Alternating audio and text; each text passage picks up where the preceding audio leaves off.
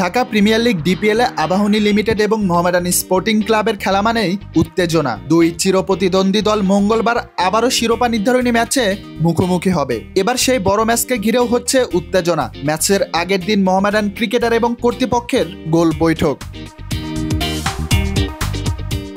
সোমবার শেষ বিকেলে মোহামেডানের ম্যানেজার সাজ্জাদ আহমেদ শিপন, কোচ বাবুল আক্তার এবং মোহামেডান ক্লাবের কর্মকর্তাদের গোল বৈঠক। লম্বা সময় মোহামেডানের এই দায়িত্বরত কর্মকর্তারা মিরপুরের একাডেমি মাঠের একপাশে বৈঠক করেন। এরপর একটু পরেই বৈঠকে যোগ দেন দলের ক্যাপ্টেন তাওহিদ হৃদয়। এরপর হৃদয়কে নিয়ে শুরু হয় আবারও লম্বা সময়ের বৈঠক। একাডেমি মাঠে প্রায় ঘন্টা খানিকের মতো বৈঠক শেষে সবাই হাসি খুশিভাবে বের হয়ে চলে যান।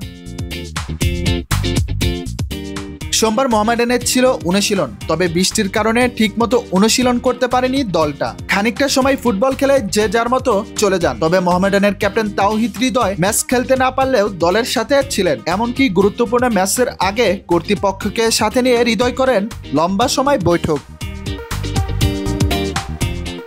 মোহামেডানের ক্যাপ্টেন তাওহিদ হৃদয় আম্পায়ারের সাথে অসৎ আচরণ করার কারণে 4 ম্যাচ নিষিদ্ধ হন। সে কারণে খেলতে পারছেন না গুরুত্বপূর্ণ ম্যাচেও। তবে সবচেয়ে বড় বিষয় হচ্ছে 4 ম্যাচ হৃদয়ের নিষেধাজ্ঞা নিয়ে অনেকেই প্রশ্ন তুলছেন। এমনকি আবাহনী দলের কোচ হান্নান সরকার তো বলেই বসেছেন, হৃদয়ের নিষেধাজ্ঞা দেখে আমি আপসেট হয়েছি।